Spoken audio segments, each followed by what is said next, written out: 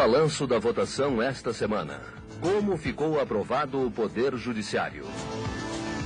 Constituinte começa a votar as funções do Ministério Público. Terminou a votação do capítulo referente ao Poder Judiciário. Na sessão de hoje pela manhã foi votado o artigo que trata da função do advogado. O senador Roberto Campos queria suprimir do texto constitucional este artigo, mas terminou sendo aprovada a emenda do deputado Raimundo Lira, que restabeleceu o texto da Comissão de Sistematização. Ficou assim, então, a redação do artigo 158. O advogado é indispensável à administração da justiça, sendo inviolável por seus atos e manifestações nos limites da lei no exercício da profissão. Com este artigo terminou a votação do capítulo dedicado ao Poder Judiciário.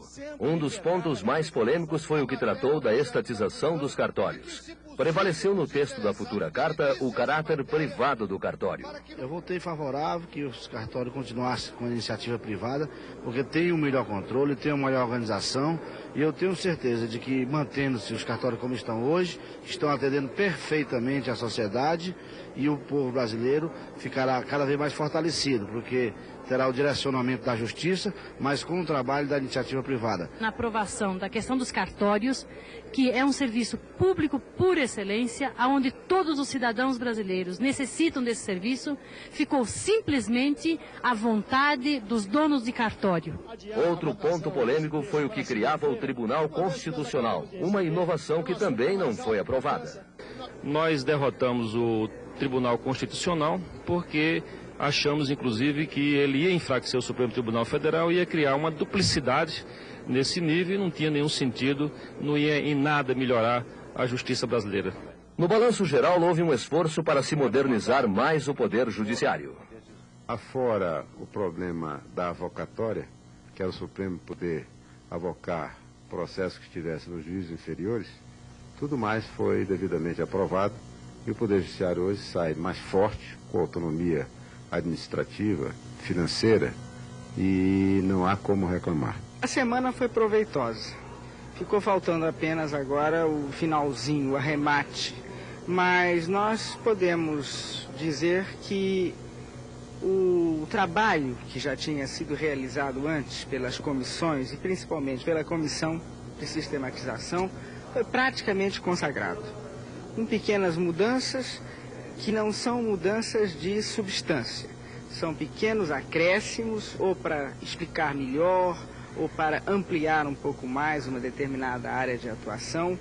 Mas eu acho que o Poder Judiciário no Brasil vai ficar mais ágil, mais representativo e, principalmente, mais acessível ao cidadão. Porque sem uma justiça acessível ao cidadão, não há democracia. Começou a ser examinado o capítulo seguinte, que trata das funções do Ministério Público. Cabe ao Ministério Público a defesa do patrimônio do Estado, assim como zelar pelos interesses da sociedade como meio ambiente, direitos do consumidor. Cabe também ao Ministério Público defender os direitos e interesses das populações indígenas, assim como coibir abusos cometidos por autoridades. Os constituintes pediram tempo para fechar um acordo em torno do texto do Ministério Público, e assim este artigo só será votado a partir da segunda-feira. Uma matéria um pouco complicada, e os leigos da Constituinte, que não são muito afeitos a essa matéria, pediram um prazo. Mas, na verdade, o texto que está na fusão é excelente, porque define a missão do Ministério Público, tem que se adaptar à realidade, dá uma estrutura à advocacia da União e realmente define a Defensoria Pública, que é exatamente assistência por parte dos Estados às pessoas que não têm condições de pagar advogado e que por isso mesmo estão impedidas do acesso à justiça. Agora, quais seriam os aspectos mais polêmicos dessa fusão de emendas?